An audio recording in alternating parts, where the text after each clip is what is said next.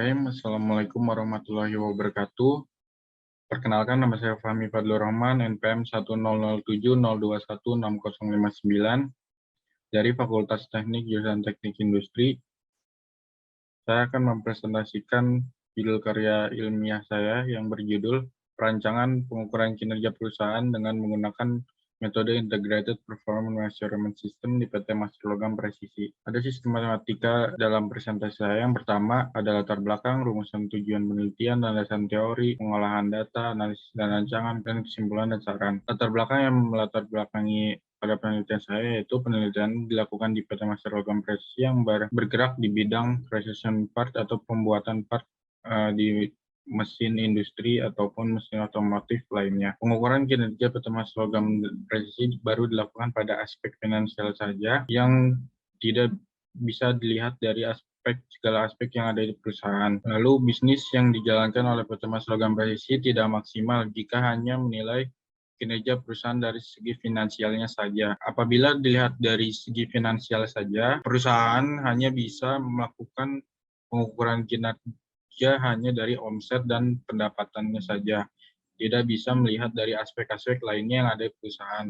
Apabila dilihat dari bentuk organisasi, perusahaan adalah bentuk organisasi yang kompleks, dinamis, dan berubah-ubah. Lalu ada rumusan masalah, yang pertama ada apa aja aspek yang dapat mempengaruhi kinerja perusahaan, bagaimana prosedur penilaian kinerja saat ini dilakukan perusahaan, bagaimana cara pengukuran kinerja perusahaan agar dapat terukur dan menyeluruh bagi semua aspek.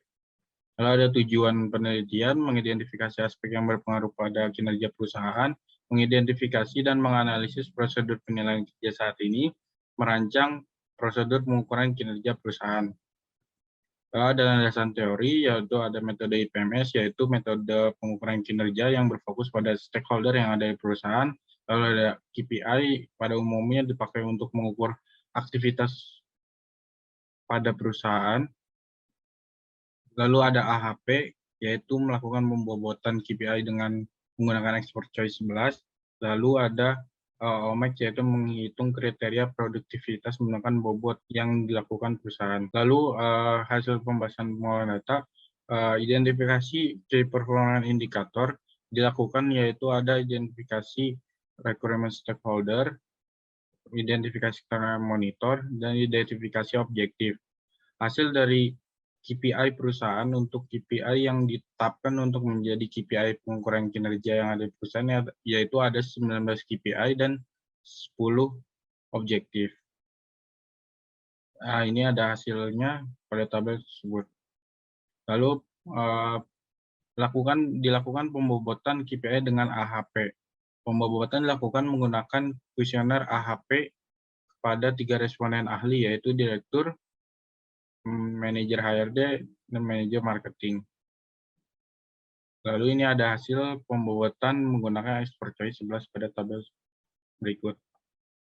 Lalu ada data performance KPI yang didapatkan dari sumber data perusahaan pada tabel ini. Lalu penghitungan scoring system dengan OMEX atau Objective Matrix, yaitu tujuannya mengetahui nilai pencapaian terhadap target masing-masing KPI, sehingga dapat dilakukan identifikasi yang diperlukan untuk perbaikan. Standar penilaian pada scoring system menggunakan data aktual performance pada perusahaan sebelumnya. Ini ada hasil pengolahan dengan OMEX. Lalu analisis kinerja perusahaan, sebelum dilakukan pengukuran kinerja pada aspek finansial saja, setelah dilakukan dengan metode IPMS, meliputi sumber daya manusia, keselamatan kerja, kualitas produk, fasilitas, keuangan, kesejahteraan karyawan. Lalu ada indikator berdasarkan traffic light pada OMEX. Dilakukan ada yang berindikasi berwarna hijau, kuning, ataupun merah. Lalu ada usulan perbaikan pada kategori merah yang menjadi prioritas pada perbaikan kinerja perusahaan, yaitu kinerja keuangan, permasalahan kurangnya omset yang didapatkan perusahaan, lalu ada usulan perbaikan, dilakukan evaluasi. Berdasarkan hasil penghitungan OMIX, dapatkan 3,48 skala penilaian 10 yang berarti masih jauh dari target. Lalu ini ada rancangannya, ada form penilaian kinerja, pembobotan, dan pengolahan kinerja. Lalu kesimpulan faktor yang mempengaruhi kinerja perusahaan pendekatan dari PMS dapatkan yaitu pada aspek sumber daya, keselamatan, keuangan, fasilitas kerja. Lalu pengukuran dilakukan menggunakan segi finansialnya saja. Lalu ditambahkan hasil value-nya yaitu 3,48 yang masih jauh dari target.